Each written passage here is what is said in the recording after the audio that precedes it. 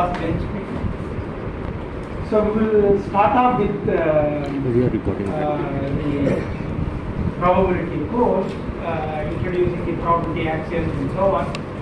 I'm sure the basic few lectures will be very familiar to you, at least the concept you would have encountered it earlier, but for the completeness sake I will mention it and also explain so that the terminologies are first fixed, that is one thing. Then of course, since we are going to use it extensively in this course, it is better, even if it is a matter of recollection, it is worthwhile going through that exercise. So to that end, I will not miss anything, but I will go through it, maybe at a little faster pace, but in a comfortable manner, so that you all will be able to go through, understand, recollect, or whatever it is.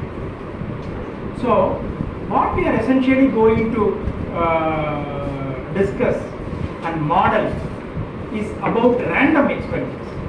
So far in all your science, and if you have got an introduction to engineering and so on, you have encountered experiments. So experiments can be conducted. If you conduct an experiment in an identical manner, okay, with all conditions being the same, the result of the experiment will be the same, how many so ever times you do it. So that is the kind of the experiments we have all been dealing with and so on. But there are class of experiments which are called as the random experiments. Okay. So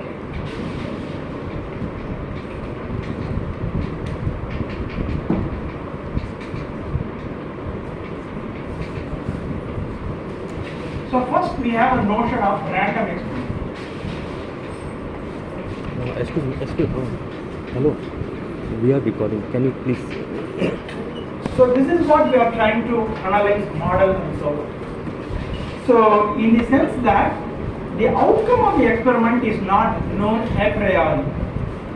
Of course, we will be using this word, which is not a quite oftenly used English word, a priori and a posteriori. A priori means beforehand we don't know. Posteriori means after the experiment gets done and so on, what can you tell about it? Okay. So the outcomes are not known.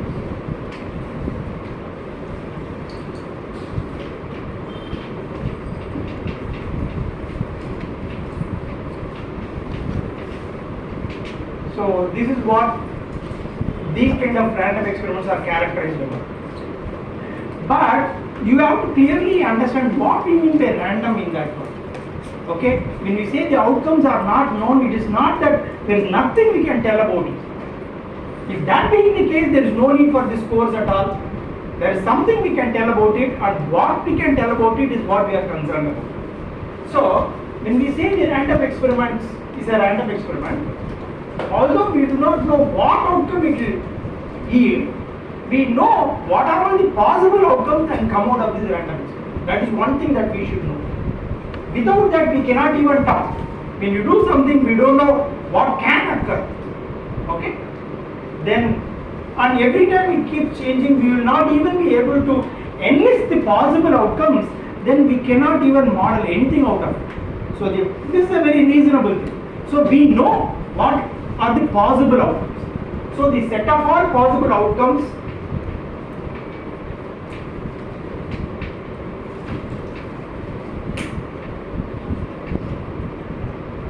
are known. How? By doing it many times. You do it many times, every time it is random. But at least you know, okay, this came, and do many things, okay.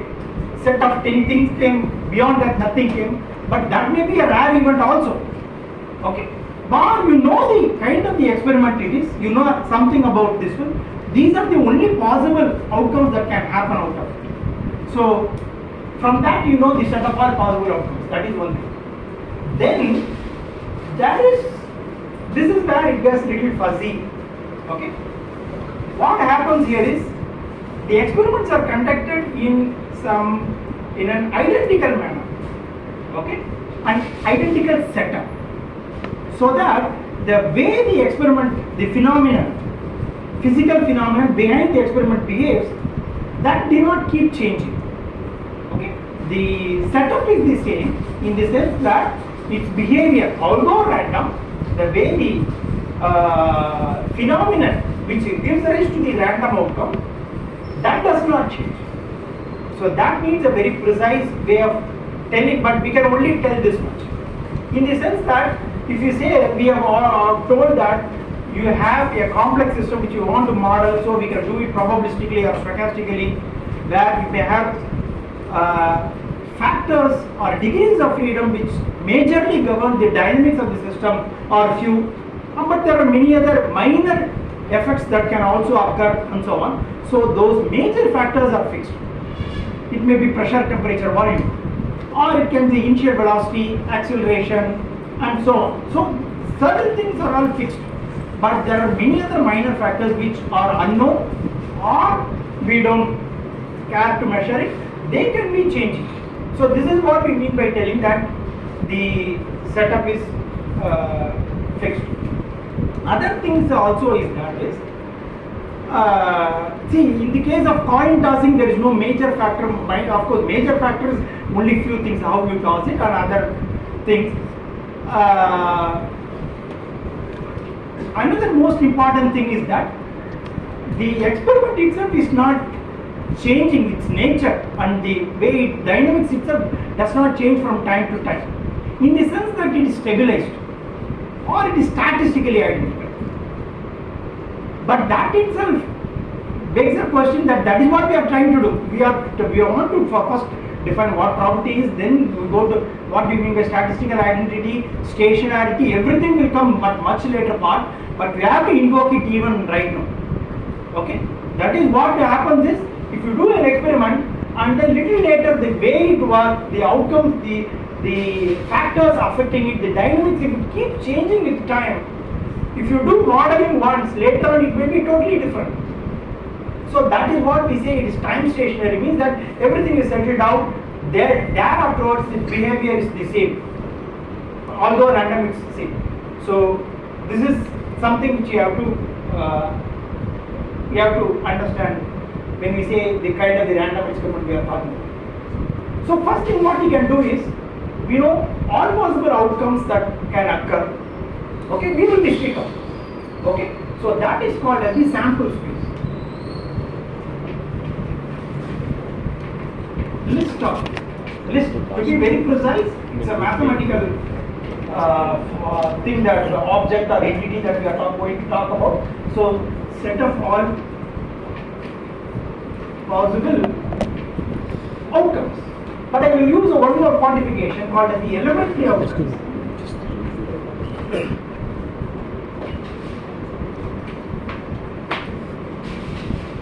See, what you define as an outcome itself can be, it's a subjective. We have to tell about this one. What we mean by elementary outcome is, when you do an experiment, something occurs which is observable, in the sense that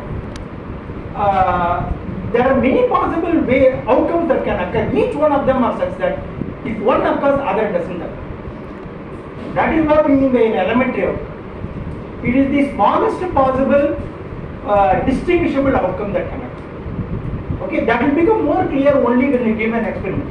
Suppose if you throw a die, 6-face die, 1, 2, 3, 4, 5, 6 are the 6 faces that can occur. Each one is an elementary outcome. When a phase 1 comes up in the top, 2 will not come up at that time. Okay, only one of them can occur. So that is an elementary outcome. But later on you can tell, I am okay with an odd numbered value or even numbered one. That is not an elementary outcome, because an AND OR can occur as a result of a 1, 3 or 5. So by elementary outcomes we mean that only one such thing can occur. Okay, and so we define what is called as the sample space, which is the set of all possible elementary outcomes. So we use a notation for each one of these elementary outcomes.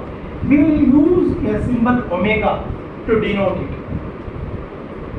And this elementary outcome can be finite or infinite and so on. If it is finite, we can index it using a subscript I, 1, 2, 3 and so on. So we are going to henceforth use this notation to denote each of these elementary outcomes. Another name for that is the sample point. So we are going to use the notation omega phi.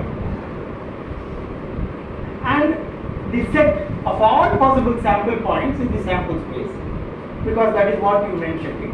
For that we will use the symbol capital omega.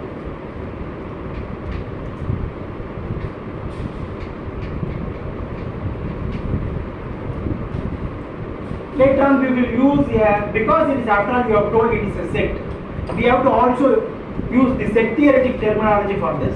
So sample space is something like a universal set.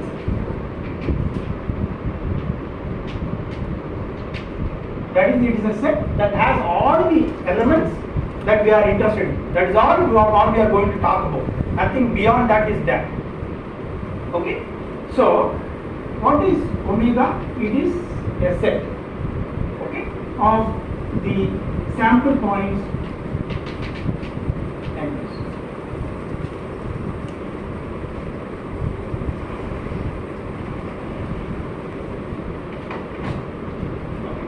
Let us take the case of the coin toss.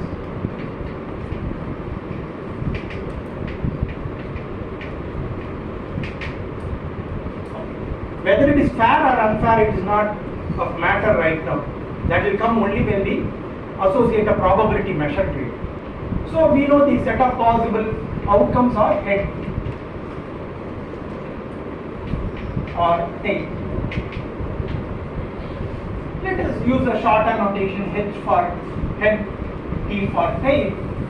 Then these are the sample points.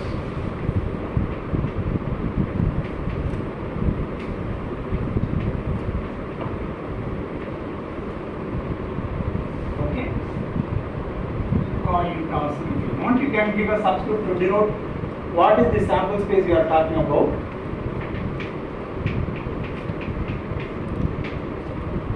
So you can just give the sample points that comprise of the sample space associated with the coin tossing experiment. And if it can 6 faced dice, for that the sample space is the face value that comes up when you throw it.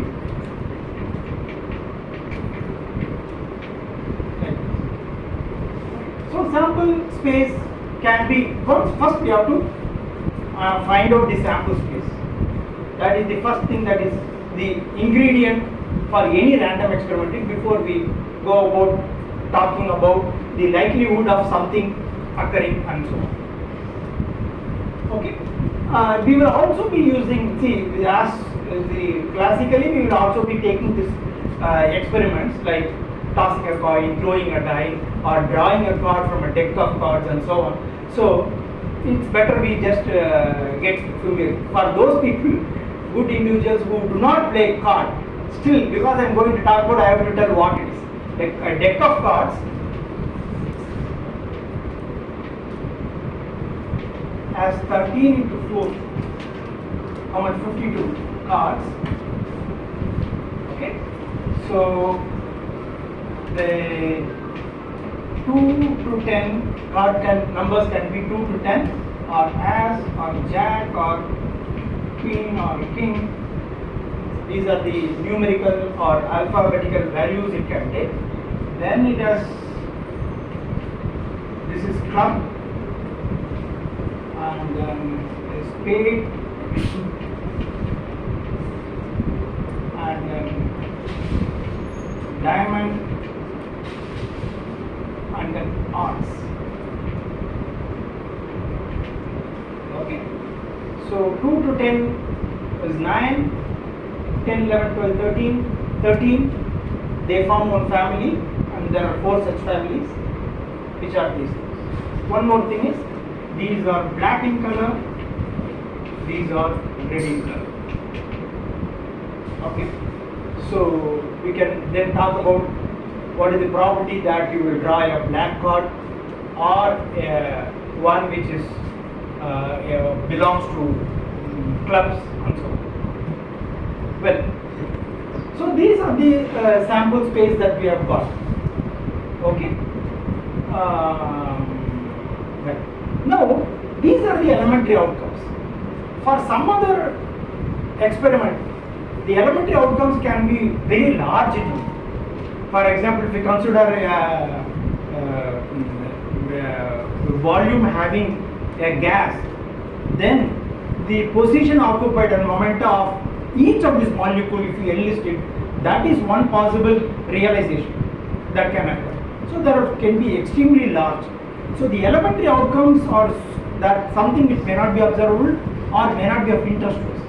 A similar thing is if we take a look at the voting pattern of in an electoral process, the elementary outcome may be which voter voted for which candidate and so on. So there can be, it may be so much, but you may be only interested in certain things which are, we will call it as events. So next comes the notion of events.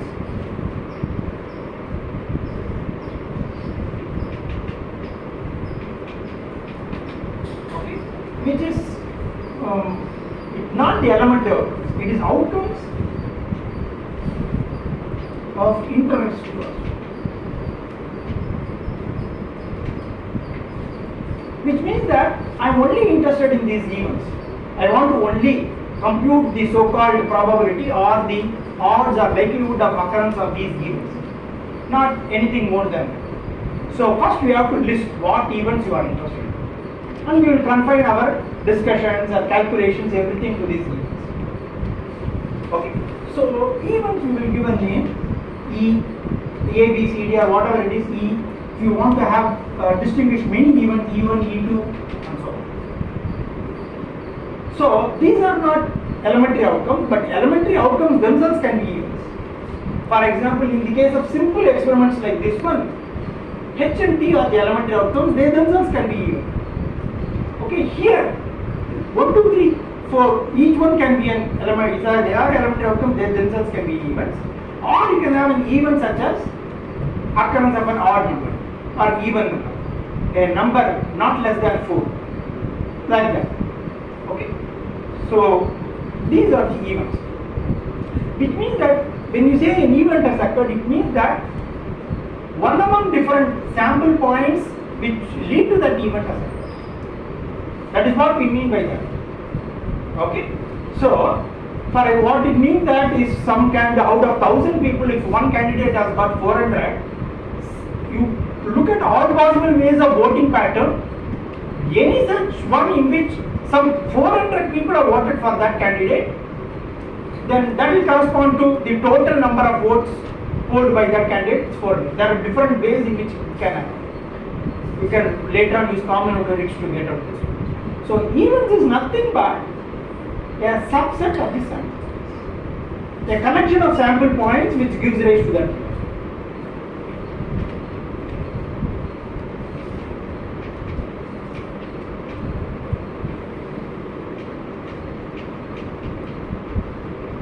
Which means that E1 is an element, it's a subset of omega. So they are all just subsets. Okay. So what we have to do is we have to list out all events for which we are interested in computing this problem, and that forms the event space.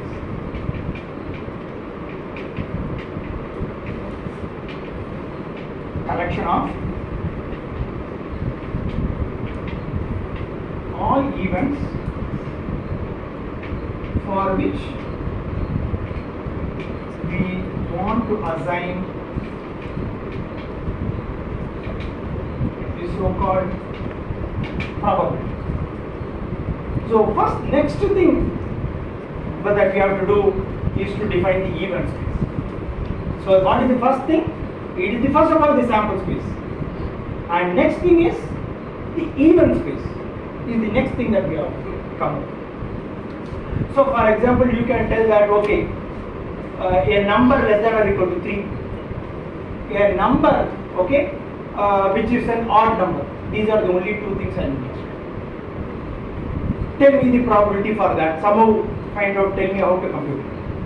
But now, when you say that, you can say the arbitrary events in which I want to know the probability and so on, But you can do that one.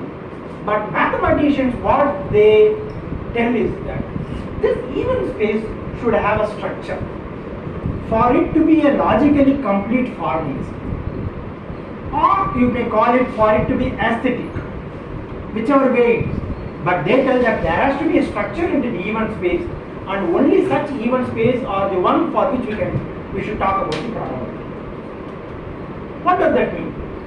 For example, we will take another case, weather modeling.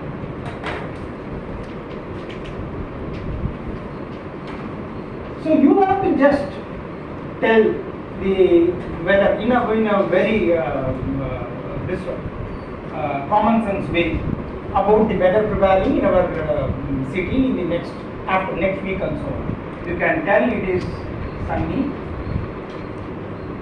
rainy, breezy, and then what, cloudy. So these are the 4 way of telling what the day will likely to be. Okay, and you can tell that okay, I want to assign the probability whether it will be sunny, rainy, and so on. Someone may come and then okay, this is the possible elementary one and so on. One person may come and then tell that I would like to know whether it will rain or not. Then you know the probability, you give it. Then the same person comes, I would like to know the probability that it will not rain. Probability for raining, you have found out, you are telling. Again he comes, I would like to know whether it will not rain. If you say that no, I have not computed probability for that. I know what is the probability it will rain, but I cannot tell what is the probability it will not rain. Means that it is meaningless. You can tell the chances that something will happen, but you cannot the chances that the complementary of that will not happen. You should be able to tell. If you talk about one thing, for that not being happening, you should be able to tell. So, if E is an element of omega, then its complement should also be not omega. E is an element of omega, of course, but we have to come up with even space, is it not? Yeah. So we will use a notion for that. This even space is going to be a collection of events. Again, collection is a rough word. It has to be a set of events. What are events? Events are themselves sets.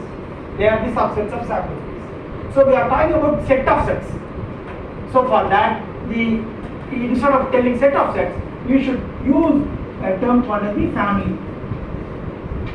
So it is nothing but family of events or sets that we are going to talk about. So we will give a notation for that, which I will use this notation, this kind of F. Okay, it's a stylish F. Okay. Reason why we give it will be evident later. So the even space, if you say that there is an even E, what is it? It corresponds to rainy. That even belongs to this F. Then its complement should also be present in there. We expect that to be there. Then someone tells that okay, it is not rainy. If it is cloudy also, I am not interested. I don't want to venture out to shopping if it is either rainy or cloudy, because cloudy means eventually it may rain. Okay, I want to avoid this one. So if someone tells that you have the one event called cloudy, one event called rainy, for both of which you know the probability, then if someone comes and asks what is the probability, or tell me the probability of an event which is either rainy or cloudy. Okay, or both, maybe it rains as well as clouds are there. Then that event also is something for which you should be able to give probability. Which means that if E1 is an element of F, E2 is a subset of, element. Okay, it's not subset. Okay, because this is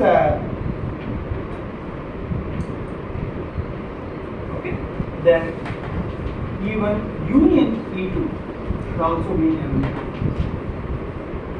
Okay. So because why, you may ask why all these are required, because mathematicians thought then only it is logical.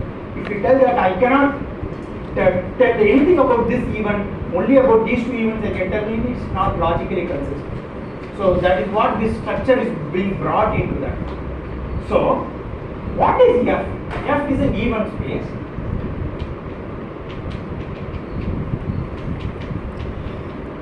It is a family of events.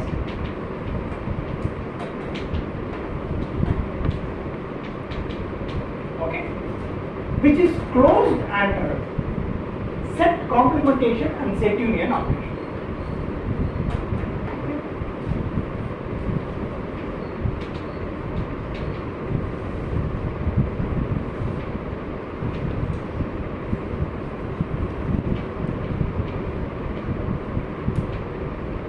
I will also mention.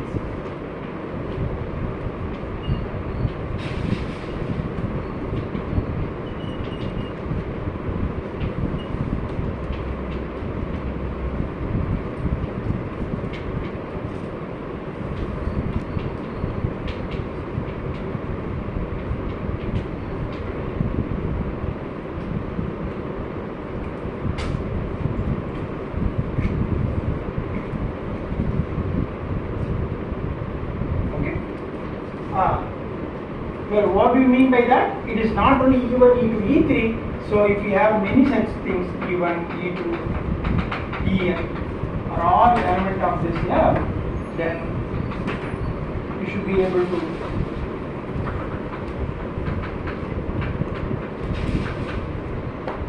finite number of unions. If you do that, even should also be present in here. Set complementation for each element, its complement should be present. And also derived events. If you later on find E1 union E2, its complement should also be present, and so on. Okay, so that is what this is requirement. One more natural requirement is, okay,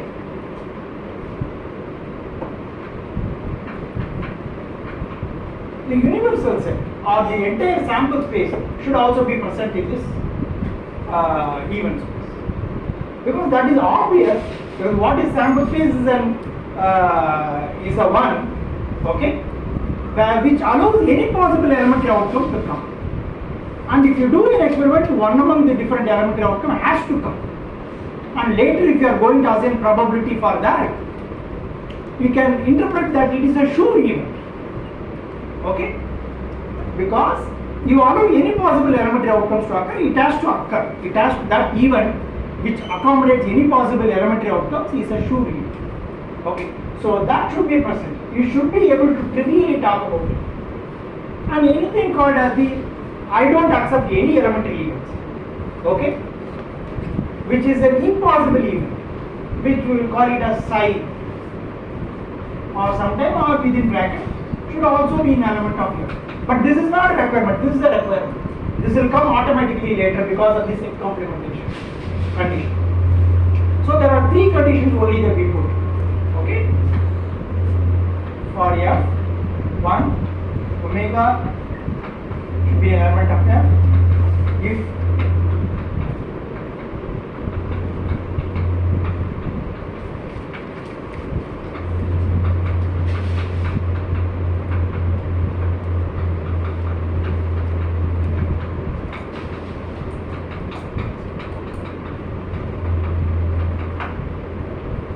so it has to be closed under finite number of set union operation, set complementation, and the entire sample space has to be this. So any structure which has this any mathematical entity which has got this structure is called as a sigma algebra.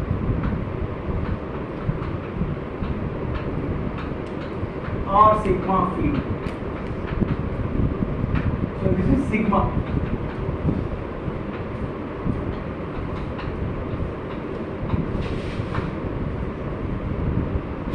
So yes, even space has to be a sigma algebra or sigma field. Then only we can proceed to talk about what is called as the probability measure of that. So first you have a sample space, then you define a sigma algebra on the events, then you can go to the last step of this process of the beginning, okay, of defining a probability measure on events present in the sigma algebra. Okay. Before we go about this one, we will just get a quick look at what are sigma algebras, what are not sigma algebras that we cover. For example, coin toss. Okay, suppose I am interested in head and then tail. Okay, then according to this one, what will happen? Okay, I have this F in which these are the two events. Okay, I will use this places.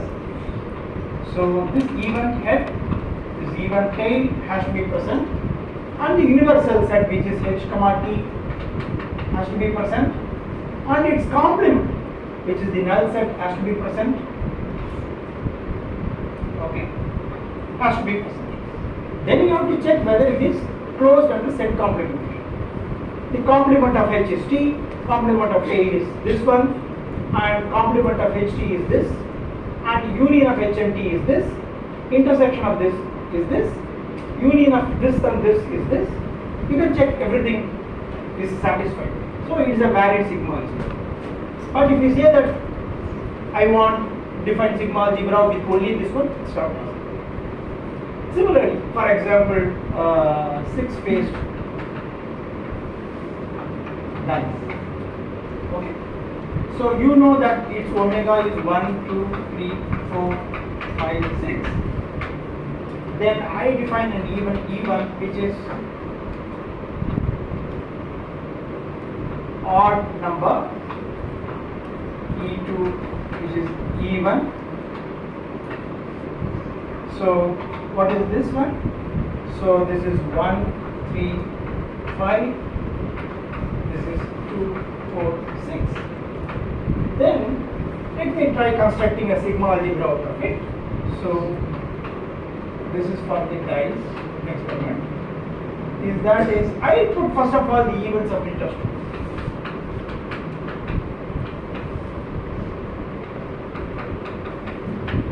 Then I have to put, of course, the universal set, sample space, 6. Automatically the null set comes, and then I look at whether the conditions are satisfied. Okay, it will get satisfied where this is. The complement of this is this, complement of this is this, and then the union of this is this, intersection is this. It goes. It's very easy. In this case, it happens. Okay. But now, let us take the same example, but someone tells that, okay, we can define your own game. Okay. So you can have a game that okay, throw a die, and if you get a number which is odd, you lose. If you get a number which is less than or equal to 3, you win. And then you start playing this one in which you want to find the probability that someone will win eventually, or the stakes may be different, how much one can get and so on. And so we will define this one. One is odd, 1, 3, 5. Another is even, not even, sorry, less than or equal to 3, 1, 2,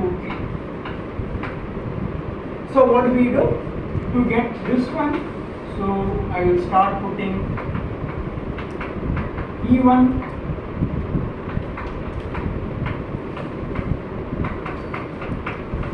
sample space,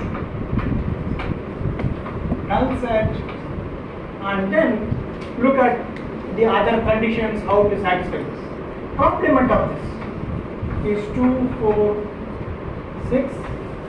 Complement of this 4, 5, 6. And then union of this, okay, is what? 1, 2, 3, 4, 1, 2, 3, 5. Is it? Yes. What did I do? What did I? Okay, fine. 1, 2, 3, 5 only, right? union of this one. Then what happens? Its complement 4 and 6 will come, and then is there anything else we have to?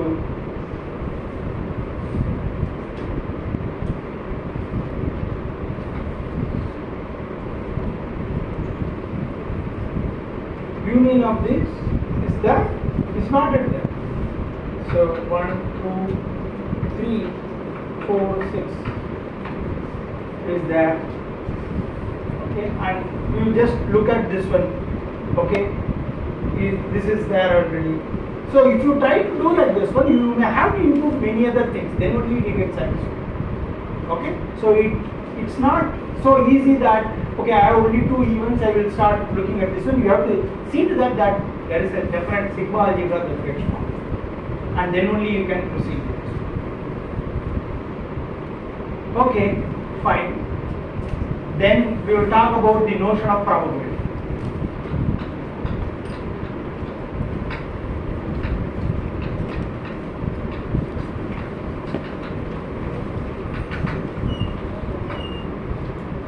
So here what we do is we want to associate with each event based on our knowledge or understanding the likelihood of the occurrence of event. That is what we are going to call the probability. The odds that an event will occur or the likelihood it can occur.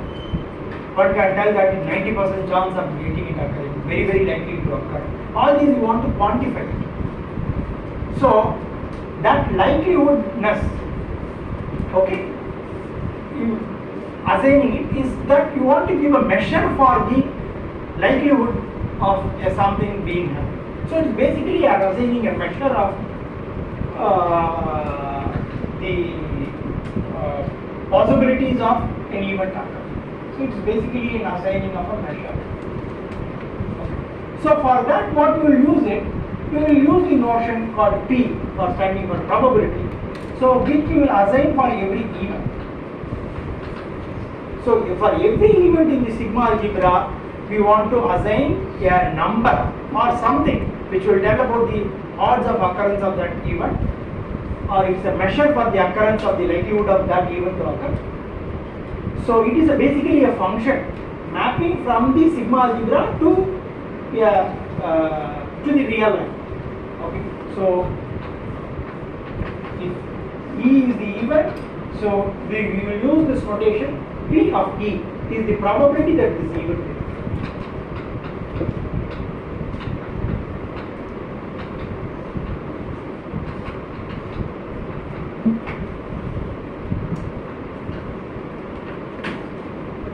So that is what we want to do.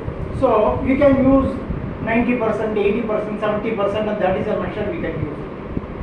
Okay, or you can take any like the way the temperature, you can use centigrade or Fahrenheit or something. Some way of assigning some numbers over a range over which tells us the likelihood. Well, so you can do anything. You can as well take a number ranging between 0 to 1. So that was what initially thought about. Then we should also try to get a meaning out of this measure. So again, one thing is, if 1 occurs, it means 1 is the probability, it means that it will definitely occur. And 0 means it will never occur. So if you can associate the syntax, then if you assign any number, then when you know the probability, you can make some sense out of it. Okay. So with this understanding, okay, initially for the sample space, okay, we will associate the probability of that being occurring to be equal to 1. It means that it is a sure event, and we say that its probability is 1. It's way of just giving a measure for it. That will give some meaning, which means that if the probability is very close to 1, 0.999, it means that almost sure is going to happen. Okay, this is what it is going to happen. Then, so, and this need not be, this can also come out of the other one. Okay, if you want to give for this null set, okay, which is the impossibility.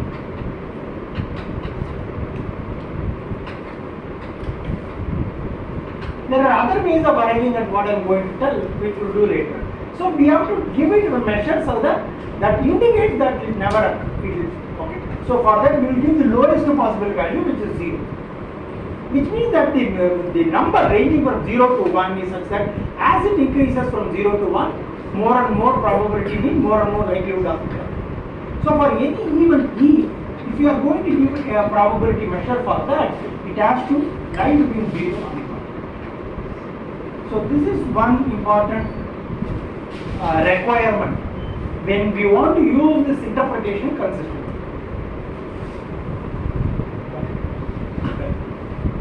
Another thing is that the following. Suppose you take the sample space like this and a lot of sample points in this.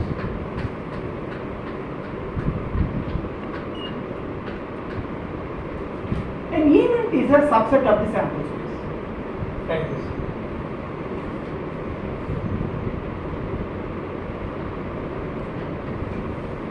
Which means that there are few sample points that belongs to this event. Okay. So if that is the case, then whenever one of the sample point occurs, we say that the event itself is occurred. Then one more notion that I want to just emphasize is that can be at the same in an outcome of an experiment, two events can occur also. For example, occurrence you can have a number which is less than or equal to 3 as well as 6 and odd. Both can occur. Two events can happen. Events are not mutually exclusive, not necessarily mutually exclusive. Elementary outcomes are mutually exclusive. So this is how we are going to do it. Then we can assign a probability measure even to the elementary outcomes. Okay. So if that being the case, the probability measure of this event should be the sum of the probability measures of all the elementary outcomes that lead to that event. It is a natural expectation.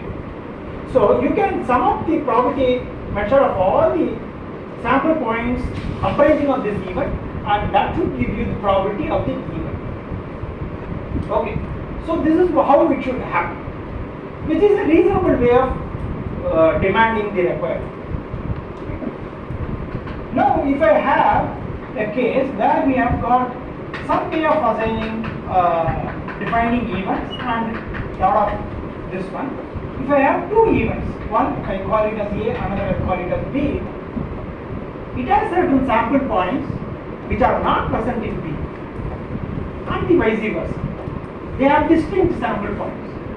So if I allocate some probability measure for A, and if I allocate some other probability measure for B, okay, then if I ask about the probability measure of A union B, by that what I mean is, I am okay with either the event A occurring or event B occurring or both of them occurring, which translates to I am okay with any one of the sample points that is present in A or in B or in both occurring. Then what is the probability for that? If I ask that one, then this measure and this measure has to be added together, provided they don't have any common sample points. That is again a reasonable way of demanding this, because there is some measure for this, some measure for this, and the whole thing is one, and they don't have any common, so the measure should add. So probability of A union B is equal to probability of A plus probability of B if A intersection B is in. This is again one requirement that is necessary to make this meaningful, the measure a meaningful. Okay, so this is called as the additivity property. That is, the probability measure adds up. Okay, so if you have this requirement, so what we have done is, we are defining what is called the probability measure, and we are telling that the should event, the probability measure is 1, and for this is also is true, but we can also convert probability measure of any event has to lie between 0 and 1, and this requirement is important for a measure to be meaningful. Then many things will follow. One thing is that is if A, okay,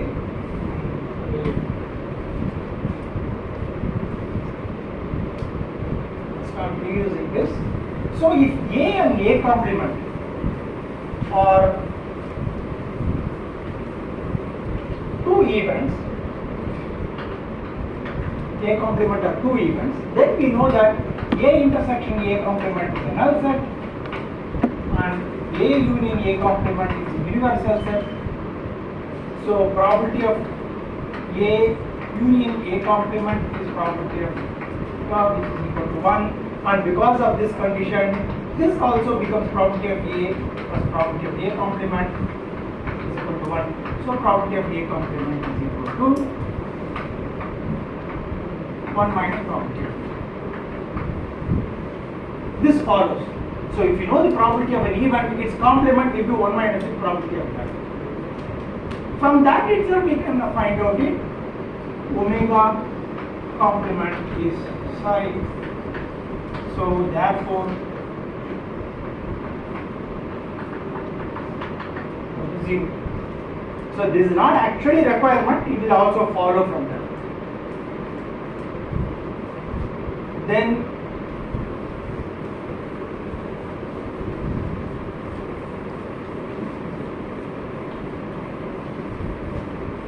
how much time is it? 5 minutes. 5 minutes. Okay. So these are all the various requirements. Because there is a lot of, we are going to talk about sets. Okay, we can leverage the terminologies from set theory to the maximal extent, and we can use that for our benefit to associate the probability measure. So if A and B are two sets, this is what A union B is. This is the intersection you all know. But certain things which we also requirement is A complement is something which is everything other than A. So I have asked everything which is outside A. Okay. Similarly, you can define B complement, which will be everything other than that. Then there is a set difference operation, which will also be of useful. That is everything in A, but it should not be present in B. So everything in A, but it should not be present in B means this should be removed from A. So this is what is A minus B is. This is not a commutative operator, unlike the other things. And you can see that it can also be written like this. A intersection B complement. Why? What is B complement? Everything outside this. Okay? It will exclude everything in B. But you want to include everything in A. So A intersection B complement will also give A minus. Then this so-called one more thing, it will also be closed under set intersection operation, which will follow from De Morgan's theorem, can also be easily be proved from this one. Means that B minus A is this one. B intersection A complement. Okay. So this is A, this is B. B is there, and then A complement is this one, and there intersection is this one. Okay. So if you start taking up that A union B, which we know this one is, its complement is this one. You can see that what is this? This is A complement. We have removed A from this one, and this is B complement. If you take an intersection of these two things, then what will happen? You will get this. Am I right? If you take an intersection of this one, but the thing is, it should be present here and here. So only the outside things are valid, that will be. This is what basically the De Morgan's theorem.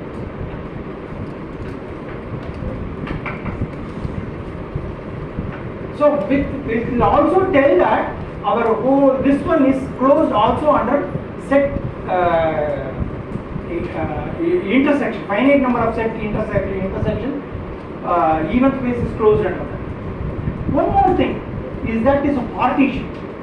Okay, in the sense that if you take any set A and another set B, okay, then A can be partitioned into two subsets.